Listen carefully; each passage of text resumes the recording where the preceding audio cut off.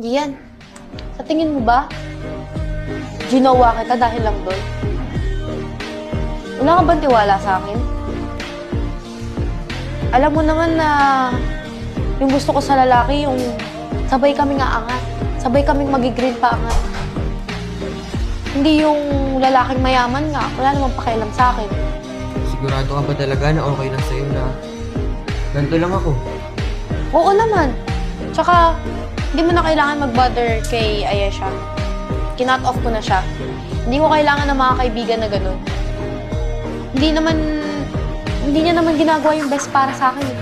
Nangingialam na siya sa buhay ko. Ngayon, mag-focus tayo sa atin. And huwag kang makikinig sa mga sinasabi ng tao. Okay? Gusto ko sanang bumagi sa'yo. Gusto sana kitang yayain may pag-date kung okay lang sa'yo. Pero wala kasi akong budget ngayon, so street food lang sa'yo. Okay lang ba sa'yo? Oo naman.